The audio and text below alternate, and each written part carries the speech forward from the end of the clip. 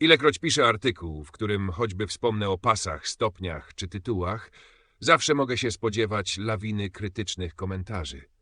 System przyznawania pasów, stopni i tytułów wydaje się być wyjątkowo drażliwym tematem, i to zarówno wśród praktykujących karate, jak i tych, którzy tylko z boku obserwują ten świat. Szczególnie dużo emocji wzbudza system Shogo, znany w różnych sztukach walki.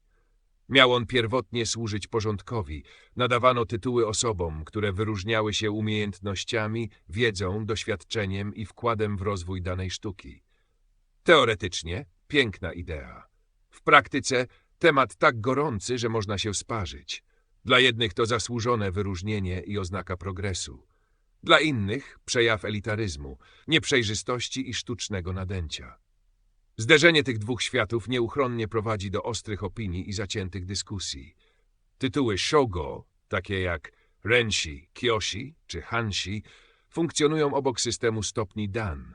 O ile Dan często odnosi się do poziomu technicznego, o tyle Shogo ma na celu docenienie czegoś więcej, zdolności do nauczania, dojrzałości charakteru, wkładu w rozwój i zachowanie dziedzictwa danej sztuki.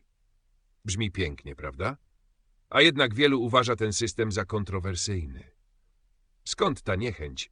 W dużej mierze bierze się ona z postrzeganego elitaryzmu. Czasem wygląda to tak, jakby istniała zamknięta grupa wybrańców z tytułami, a cała reszta stała pod drzwiami.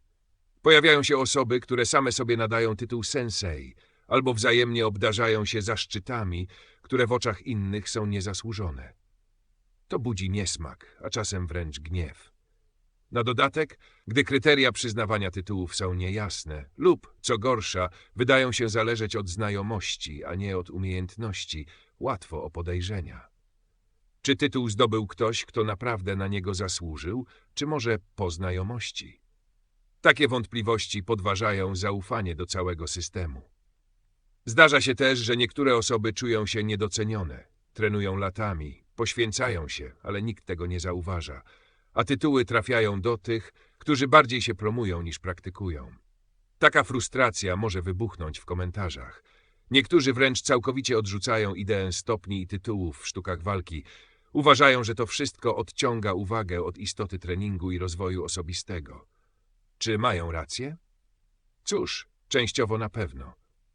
Tytuły bywają nadużywane, szczególnie w mediach społecznościowych.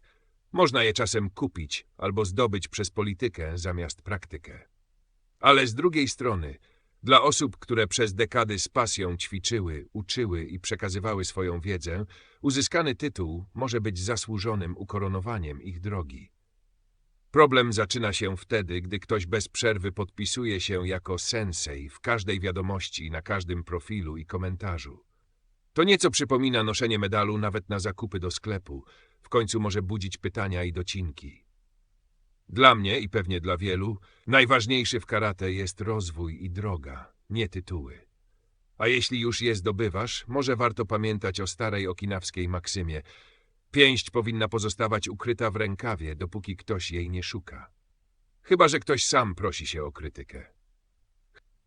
A co ty sądzisz o tytułach i stopniach w sztukach walki? Czy według ciebie mają sens, czy może bardziej przeszkadzają niż pomagają? Daj znać w komentarzu. Jestem bardzo ciekaw twojej opinii. Jeśli ten materiał ci się spodobał, koniecznie daj łapkę w górę.